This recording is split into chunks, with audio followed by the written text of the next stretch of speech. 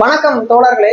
இன்னைக்கு நம்ம சூர்யா அவர்களுடைய நடிப்பில் வெளிவந்துள்ள மாமன் திரைப்படத்துடைய விமர்சனத்தை தான் பார்க்க போறோம்.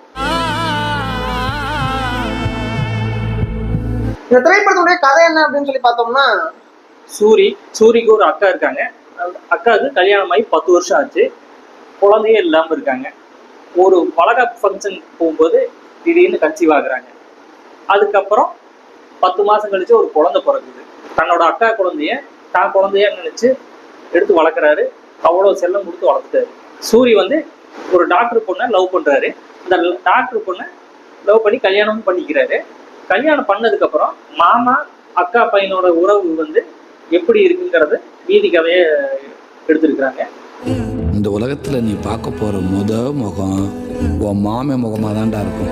நம்ம சூர்யா அவர்கள் ஒரு காமெடினா இருந்து இப்பதான் ஒரு ஹீரோவா டிரான்ஸ்ஃபார்ம் ஆயிருக்காரு. இந்த கருடன், விடுதலை இந்த மாதிரி படங்கள்ல அதை வச்சு பாக்குறப்போ இந்த மாமன் திரைப்படத்துல அவருடைய பெர்ஃபார்மன்ஸ் எந்த அளவுக்கு இருக்கு? பெர்ஃபார்மன்ஸ் நல்லா தான் இருக்குது.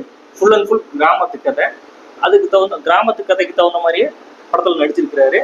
அவருக்கு நடிப்பில் எந்த குறைச்சலும் இல்லை. நல்லா தான் இருக்கு. அவருக்கு இந்த காமெடி மட்டும் இல்லாம ஒரு ஃபுல் ஆக்ஷன் ஹீரோவாவே ஃபைட் எல்லாம் கொடுத்து மாசாவே மாத்திருக்காங்கன்னு தான் சொல்லணும். மாஸ் எல்லாம் அவருக்கு செட் ஆகல. சென்டிமெண்ட், காமெடி இது ரெண்டு தான் செட் ஆயிருக்கு. ஆமா, அது நிஜமாவே அந்த ஃபைட் சீன் அவருக்கு செட் ஆகாத மாதிரி தான் இருந்துச்சு. ஆமா, அது சும்மா ஒரு ஆக்ஷன். அது படத்துல அது அவசியம் இல்லாதது. எதுக்கு இருக்கட்டுமே, ஒரு ஃபைட் சீனா அது இருக்கட்டுமேன்னு சேர்த்துருக்காங்க, அவ்வளவுதான். அடுத்தது இந்த படத்துல சூர்யா அவர்களை தவிர மத்த நடிகர்களுடைய பர்ஃபார்மன்ஸை பத்தி. நடிகர்கள் எல்லாம் நல்லா நடிச்சிருந்தாங்க. அவங்க கதாபாத்திரம் கரெக்டா கொடுத்துருக்காங்க, கரெக்டாகவும் நடிச்சிருக்காங்க. எனக்கு குறிப்பிட்ட வகையில அந்த அக்காவா ஒருத்தங்க நடிச்சிருப்பாங்களா, அவங்க பேர் சுவாசிகா. அவங்களுடைய பர்ஃபார்மன்ஸ் ரொம்ப சூப்பராக இருந்துச்சு. அவங்களுடைய அந்த கோபம், டைலாக் அதெல்லாம் எல்லாமே சூப்பரா பண்ணியிருந்தாங்க. அக்கா தங்கச்சிக்கலாம் அதை பண்ண இதை பண்ணு சும்மா கதை விடுறீங்க இந்த தம்பிகளா. அடுத்தது இந்த அளவுக்கு மிஞ்சினால் அமிர்தமும் நஞ்சுன்னு சொல்லுவாங்க. அந்த மாதிரி ஒருத்தங்க மேல நம்ம வைக்கக்கூடிய பாசம் அதிகமா போச்சுன்னா என்ன விளைவுகள் வரும் அப்படிங்கறத அந்த திரைப்படம் சொல்லுதுங்க. நீ பெரியவன் ஆனதுக்கு அப்புறம் இந்த மாமன் உனக்கு நிறைய செய்ய போறேன்டா. இதுல பாசத்தை காட்டுறது ஒரு லிமிட் இருக்கு. அதாவது ஃபர்ஸ்ட் நைட்டுக்கு போகும்போது கூட மாப்பிள்ளையோட தான் நான் போவேன் அப்படின்னு சொல்றதெல்லாம் கொஞ்சம் ஓவராவே இருந்துச்சு அப்படின்னு தான் சொல்லி போவேன். ஆனா பையனுக்கு நல்லது எது கெட்டது எது, எது பண்ணணும் எது பண்ணக்கூடாதுங்கிறது சொல்லி வளர்க்கல. மாமாவுக்கு அந்த பொறுப்பு இல்லை, பெத்த அம்மாவுக்கு பொறுப்பு இல்லை. அவ்வளவுதான், நம்ம முடிச்சு விட்டீங்க போங்க. அந்த காலத்துல சிவாஜி கணேசன் சாவித்திரி நடிச்ச பாசமலர், அது அண்ணன் தங்கச்சி சென்டிமெண்ட். 2001 ரிலீஸ் ஆன சமுத்திரம் படம், அது அண்ணன் தம்பி சென்டிமெண்ட். 97 ரிலீஸ் ஆன சூரிய வம்சம் அப்பா மகன் சென்டிமெண்ட். 2000 கண்ணுக்கு கண்ணாகன்னு ஒரு படம் வந்துச்சு. அது அந்த படமும் அண்ணன் தங்கச்சி சென்டிமெண்ட். சரி, அதை விடுங்க.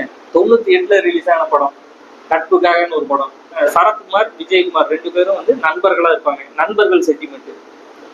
இந்த படம் பாத்தீங்கன்னா அக்கா பையன் தாய் மாமா சென்டிமெண்ட். அதுவும் இல்லாம இதுல அந்த மாமா சென்டிமெண்ட் அப்படிங்கறத தாண்டி அக்கா தம்பி சென்டிமெண்ட், புருஷன் பொண்டாட்டி சென்டிமெண்ட், இன்னும் ஏகப்பட்ட சென்டிமெண்ட் தூவி விட்டுருக்காங்கன்னு தான் சொல்லணும். ஆமா, இதுல முக்கியமா சொல்ல வேண்டிய விஷயம் என்னன்னா ராஜ்கிரண் வரக்கூடிய அந்த போர்ஷன்ஸ். செல்லம் கொடுக்க தாத்தா பாட்டி ராஜ்கிரண் அந்த போர்ஷன் நல்லா இருந்தது.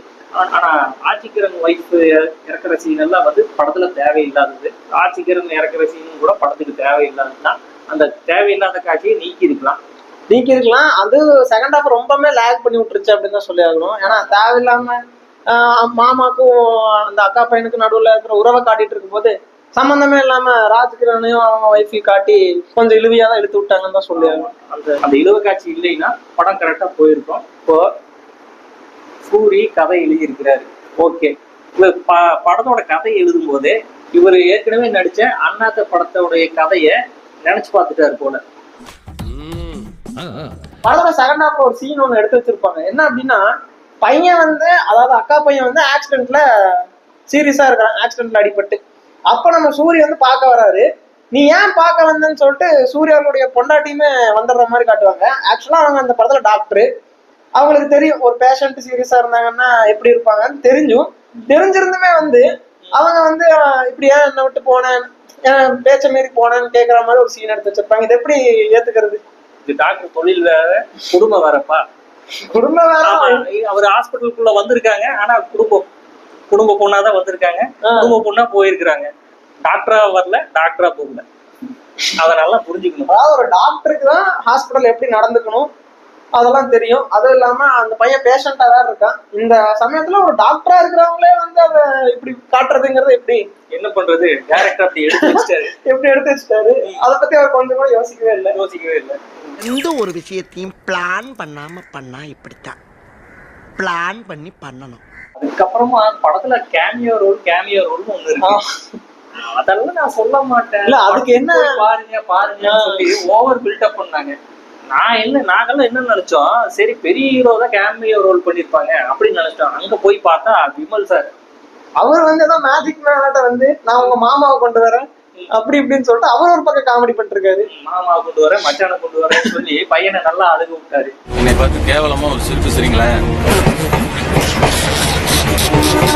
ஏன்னா இதுக்கு பேர் தான் கேமியோ ரோலா? நாங்க ரொம்பவுமே எக்ஸ்பெக்ட் பண்ணோம். நான் பெரிய ஹீரோ தான் வருவாருன்னு நினைச்சு போனா விமலை கொண்டு வந்து நிக்க வச்சிருக்கிறாங்க.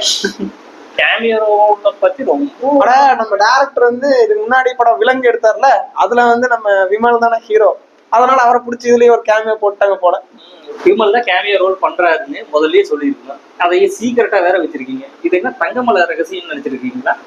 ஏன் திமுகலாம் அவன் மூஞ்ச பார்த்தா சண்டை போட வந்த மாதிரி இருக்கிறான், கல்யாணத்துல சாத்துக்குடி போய் போட வந்த மாதிரி இருக்கிறான். ஆனா 2 காமெடியன்ஸ் வந்து ஹீரோ ஆகி அவங்க 2 பேரும் கிளாஷ் விட்டது அப்படிங்கிறது இப்பதான் நடந்திருக்கு தமிழ்நாட்டை பொறுத்த வரைக்கும்.